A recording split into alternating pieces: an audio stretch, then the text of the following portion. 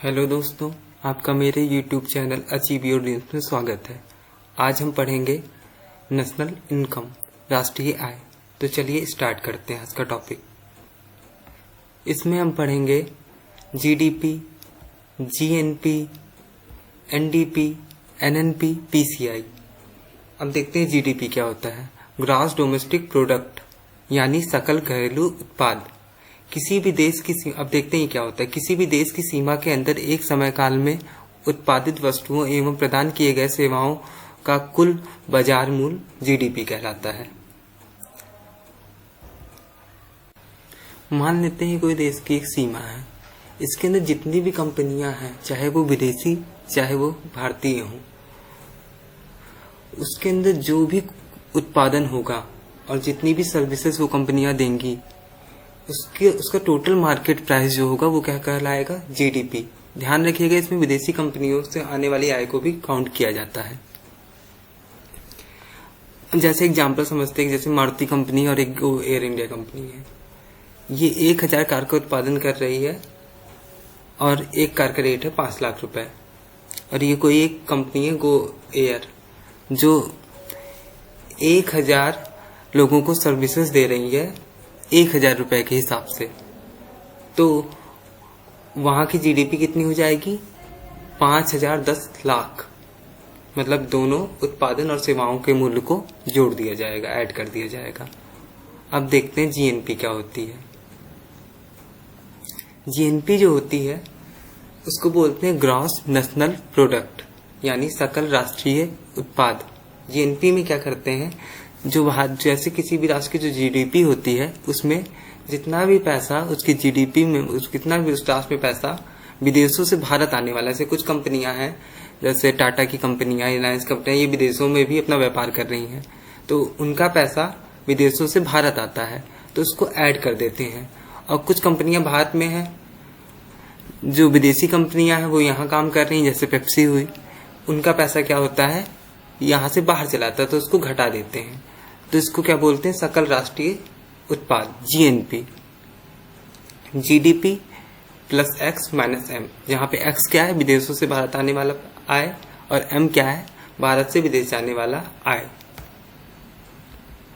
अब देखते हैं क्या होगा। अगर एक्स बड़ा हो और एम छोटा हो, मतलब विदेशों से भारत आने वाला पैसा ज्यादा हो और जो भारत से विदेश जा रहा है वो पैसा कम हो, तो क्या होगा? जीएनपी जो हो जाएगी बड़ी हो जाएगी जीडीपी से। आप यहाँ से एग्जांपल देख सकते हैं फार्मूले से बता।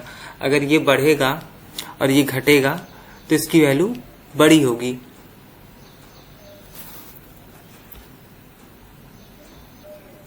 अगर x छोटा हो जाए m से, यानी विदेशों से भारत आने वाला पैसा कम हो और भारत से विदेश जाने वाला पैसा ज्यादा हो, तो क्या हो जाएगा? जीएनपी कम हो जाएगी और जीडीपी अधिक हो जाएगी। अब एक टर्म आता है डिप्रिसिएशन, मूल ह्रास। ये क्या होता है इसको भी देख लेते हैं।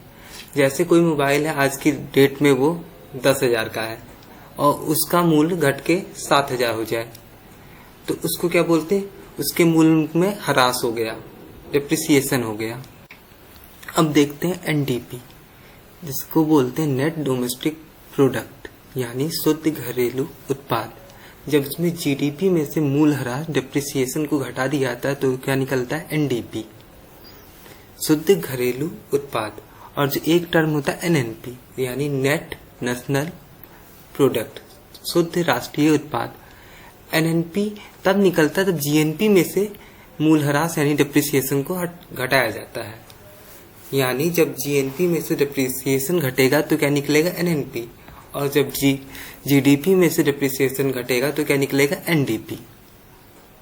अब आगे देखते हैं। जीडीपी जो कैलकुलेट होती है 2 प्रकार से होती है। एक होती है मार्केट प्राइस पे और एक होती है फैक्टर कॉस्ट पे। अब हमको पता है जब मार्केट प्राइस होता है वो डिपेंड करता है फैक्टर कॉस्ट पे, इनडायरेक्ट टैक्स पे और सब्सिडी पे। अब जीडीपी जब मार्केट प्राइस पे होगी तो जीडीपी उस पे फैक्टर कॉस्ट पे, फिर जितना इनडायरेक्ट टैक्स है और जितनी उस पे सब्सिडी दी जा रही है, तो इसको क्या बोलते हैं? मार्केट प्राइस पे। और फिर जब जीडीपी फैक्टर कॉस्ट पे होगी तो इसको इधर भेज दीजिए, इसको इधर, तो जीडीपी मार्केट प्राइस पे अब की क्या होगा, इधर जाएगा तो सब्सिडी प्लस हो जाएगी, मतलब सब्सिडी को जोड़ दिया जाएगा और इनडायरेक्ट टैक्सेस को घटा दिया जाएगा। सेम ऐसे जीएनपी, एनपीपी, एनएनपी के लिए होता है।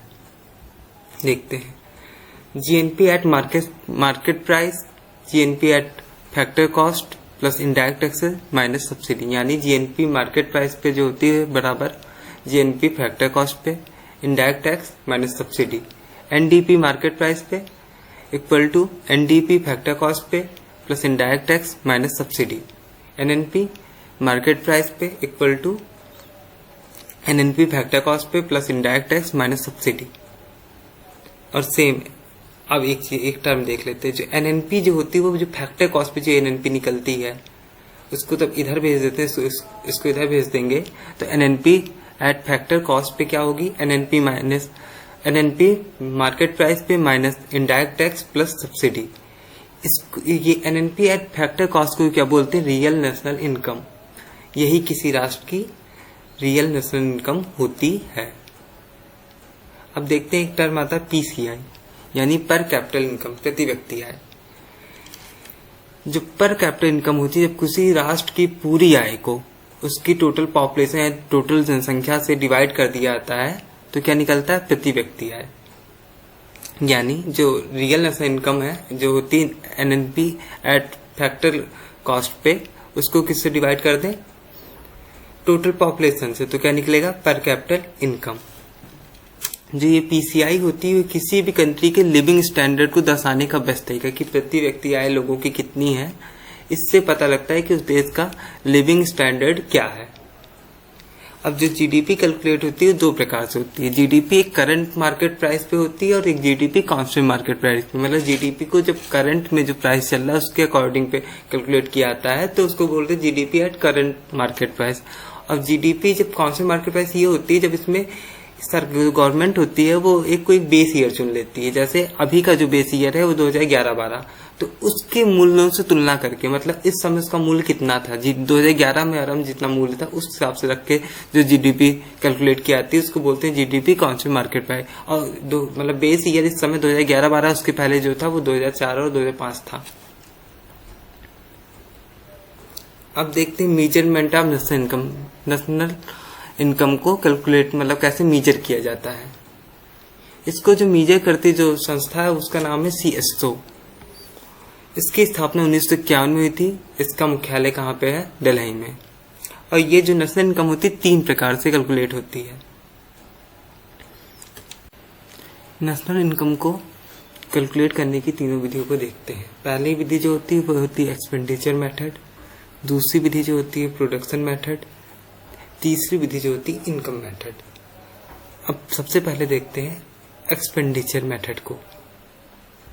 ये क्या होता है, इसमें देखते हैं हम लोग, इसमें एक फार्मूला होता है C + I + G + X - M। C जो होता है जो कंजम्पशन पर खर्च होता है, जो उपभोग पे खर्च होता है, I जो इन्वेस्टमेंट में खर्च होता है, G जो गवर्नमेंट एक्सपेंडिचर होता है, गवर्नमेंट का खर्च होता है। ट्रांसफर पेमेंट को छोड़ के, ट्रांसफर पेमेंट जो होती है जैसे पेंशन, एमजी नरेगा, सैलरी, इसको नहीं काउंट करते हैं गवर्नमेंट एक्सपेंडिचर में, क्योंकि सरकार लोगों को पेंशन देती है, उसी से वो उपभोग करते हैं, उसी से कंजम्पशन करते हैं। तो ये ऑलरेडी यहाँ पे ऐड हो चुका है कंजम्पशन में, इसलिए इसको नहीं काउंट किया। इसको यहाँ पे भी काउंट कर देंगे तो 2 बार काउंट हो जाएगा, इसलिए इसको नहीं काउंट करते। और फिर एक्स वो होता है जो विदेशी जो इंडिया में सर्विस लेने के लिए जो पैसे खर्च करते हैं उसको बोलते हैं एक्स, इसको बोलते हैं एक्सपोर्ट। और एम वो होता है जो इंडियन विदेश में खर्च करते हैं, उसको क्या बोलते हैं, इम्पोर्ट। तो फार्मूला क्या हो गया, C + I + G + X - M। ये होता है एक्सपेंडिचर मेथड से नेशनल इनकम को कैलकुलेट करने का तरीका। अब दूसरी विधि देखते हैं प्रोडक्शन मेथड, यानी इसको बोलते हैं उत्पादन विधि। अब इसमें एक टर्म होता है GVA, gross value added method. इसी का प्रयोग करके प्रोडक्शन मेथड से नेशनल इनकम को कैलकुलेट किया जाता है। जैसे एग्जांपल समझते हैं, जैसे आयरन ओर है, अयस्क है, स्टील है, मशीन, कार। मतलब लोहा अयस्क से स्टील बनी, स्टील से मशीन बनी, मशीन से कार बनी।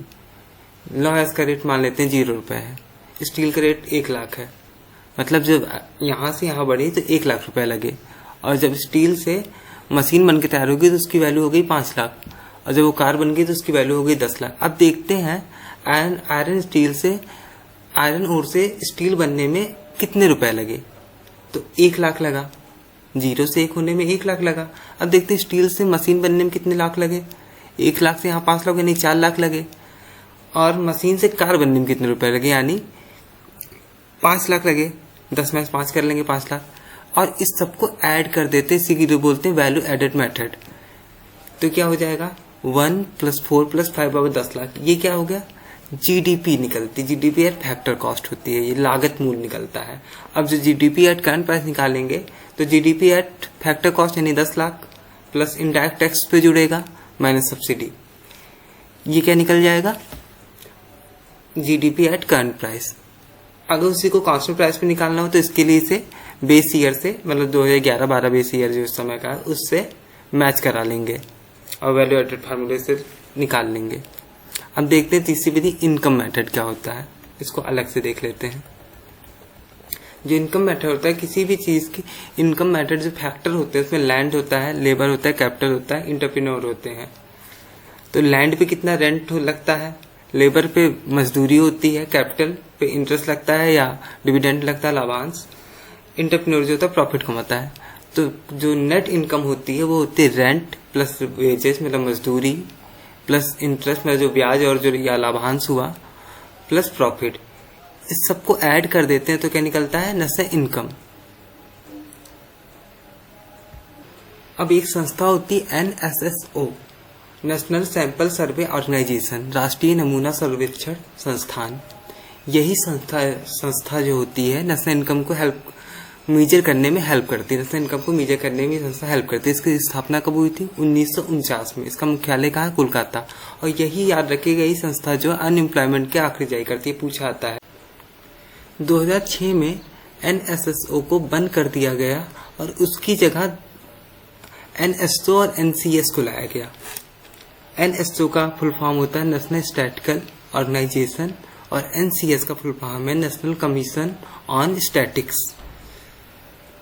अब NCS का जो काम है वो प्लान तैयार करना और NSO का है उस प्लान को इम्प्लीमेंट करना, लागू करना। लेकिन आपसे एग्जाम में NSSO ही पूछा जाएगा कि अनएम्प्लॉयमेंट के आखिर कौन जारी करता है, तो ये कोई इंपॉर्टेंट नहीं, बस जान लीजिए। अब NDC एक संस्था होती है, इसको भी देख लेते हैं, नेशनल डेवलपमेंट काउंसिल। इसके चेयरमैन कौन होते हैं, PM होते हैं। इसकी स्थापना कब की गई, 6 अगस्त 1952 को। अब इसका काम क्या है, अब नीति आयोग जो होता है अपना वो प्लान बनाता है और इसको जो फाइनल अप्रूवल देता है वो कौन देता है, NDC। जो आर्किटेक्ट ऑफ इंडियन प्लानिंग के आर्किटेक्ट हैं जो, उनका नाम क्या है, PC महालनोबिस। इनका पूरा नाम है प्रशांता चंद्र महालनोबिस। इन्हीं को father of statics in India भी कहा जाता है। ये टॉपिक यहीं खत्म हुआ। अब अगले वीडियो में हम पढ़ेंगे इन्वेस्टमेंट। इसमें हम पढ़ेंगे ऑटोमेटेड इन्वेस्टमेंट क्या होता है, मोटिवेटेड इन्वेस्टमेंट क्या होता है, इफेक्ट ऑफ इन्वेस्टमेंट, और पढ़ेंगे FDI क्या होता है, FPI क्या होता है, ये अगले वीडियो में जानेंगे। Thanks for watching.